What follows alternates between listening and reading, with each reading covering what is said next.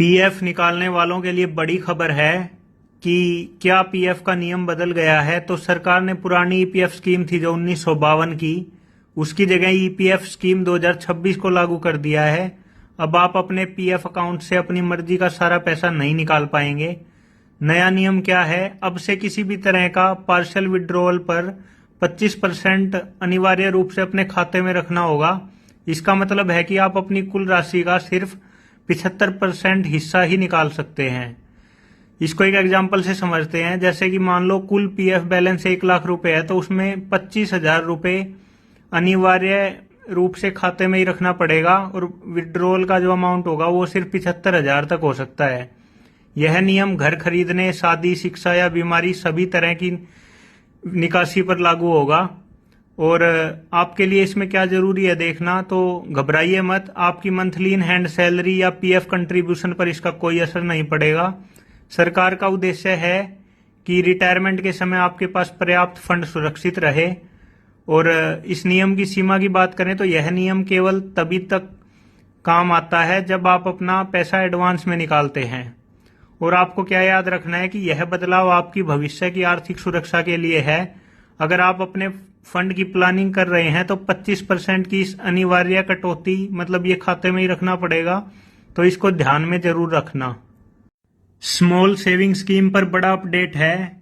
केंद्र सरकार ने जुलाई से सितंबर 2026 के क्वार्टर के लिए स्मॉल सेविंग स्कीम की इंटरेस्ट रेट में कोई भी बदलाव नहीं किया है। यह लगातार 9वीं बार है जब सरकार ने इन योजनाओं की दरों को बिल्कुल स्टेबल रखा है। अच्छा, नए क्वार्टर 1 जुलाई 2026 से ब्याज दरें क्या होंगी वो देख लेते हैं।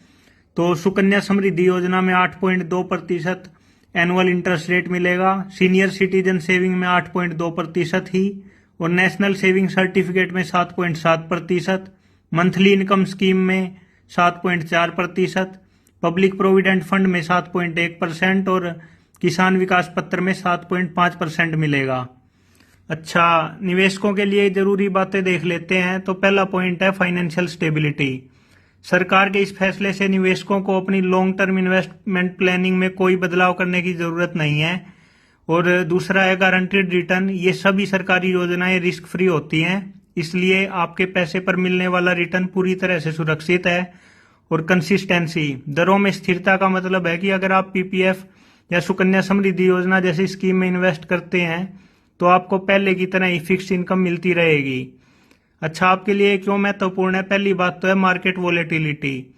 जब बाजार में उतार चढ़ाव होता है तो ऐसी स्कीम में निवेश करना सबसे सिक्योर माना जाता है।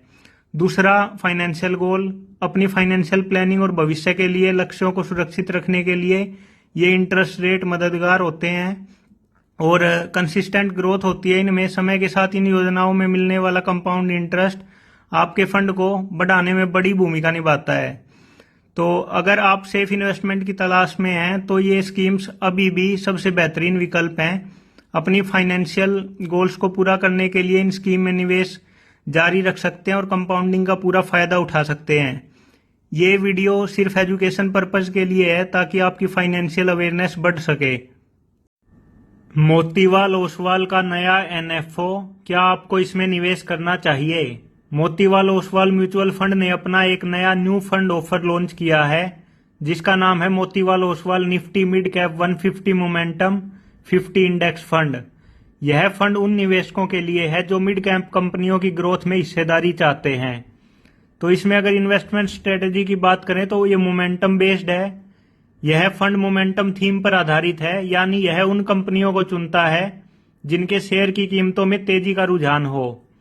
और इंडेक्स ट्रैकिंग होती है इसमें। यह fund Nifty mid cap 150 momentum 50 index को ट्रैक करता है। इसके पोर्टफोलियो की बात करें तो पोर्टफोलियो में यह इंडेक्स उन 50 मिड कैप कंपनियों में निवेश करता है जिनका मोमेंटम स्कोर सबसे अधिक होता है।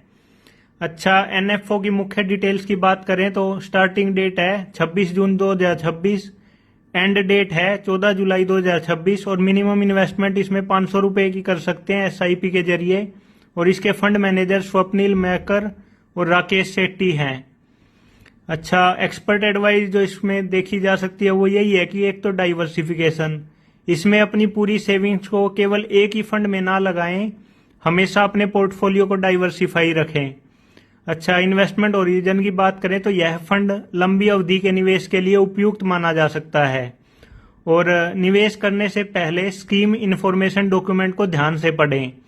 अगर आप एक ऐसे निवेशक हैं जो थोड़ा रिस्क लेने की क्षमता रखते हैं और मिड कैप सेगमेंट की तेजी का लाभ उठाना चाहते हैं तो यह न्यू फंड ऑफर आपके लिए एक विकल्प हो सकता है। निवेश से पहले अपने फाइनेंशियल एडवाइजर से सलाह जरूर लें और ये वीडियो एजुकेशन पर्पज के लिए बनाई है।